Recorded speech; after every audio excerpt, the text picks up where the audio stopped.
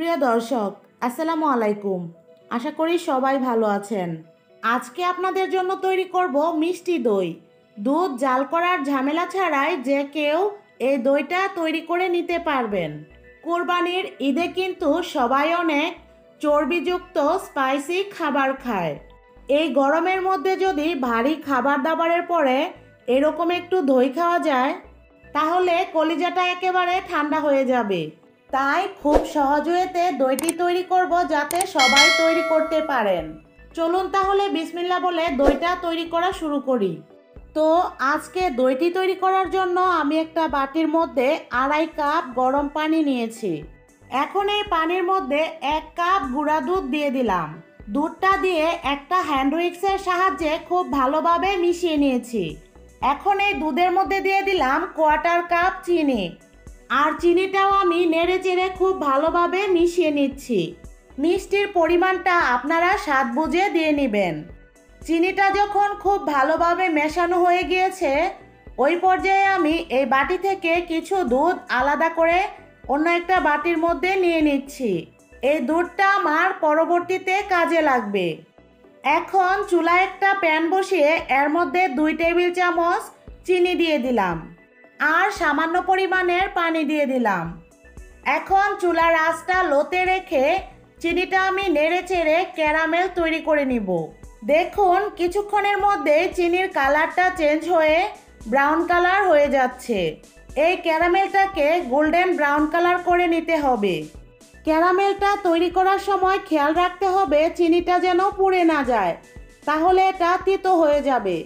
আমার ক্যারামেলটা তৈরি হয়ে গিয়েছে।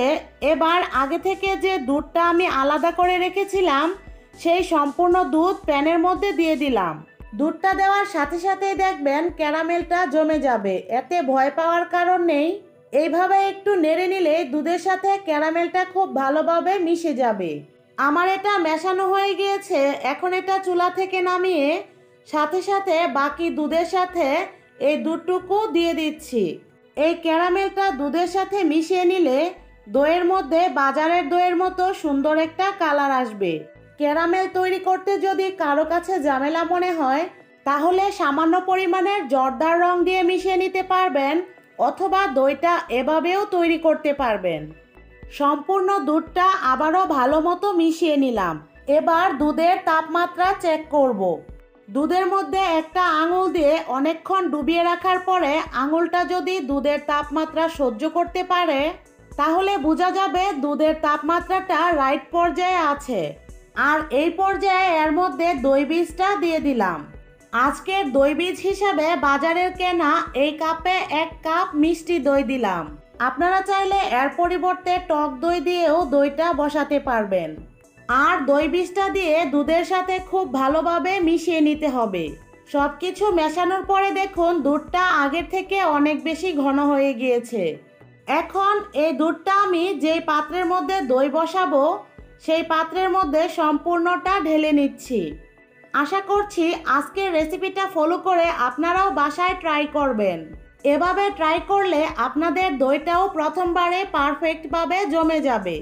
দইটা তৈরি করে খাওয়ার পরে ভালো লাগলে আমাকে কমেন্টের মাধ্যমে জানিয়ে দিবেন, কারণ আপনাদের কমেন্টগুলো পড়তে আমার ভীষণ ভালো লাগে। আজকের দইটা বসাবো সনাতন পদ্ধতিতে, তাই একটা ঢাকনা দিয়ে দইয়ের পাত্রটা ঢেকে নিলাম। আর একটা টাওয়েল দিয়ে মুড়িয়ে দইয়ের পাত্রটা আমি 7-8 ঘন্টার মতো এভাবেই রেখে দিব। 8 ঘন্টা পরেই দেখবেন দইটা খুব সুন্দরভাবে জমে যাবে। দেখুন দইয়ের পাত্রটা কাত করলেও দইটা নড়ছে না, তার মানে এটা খুব সুন্দরভাবে বসে গেছে। এখন যেহেতু গরমের দিন তাই দইটা বসাতে খুব বেশি ঝামেলা পোহাতে হবে না।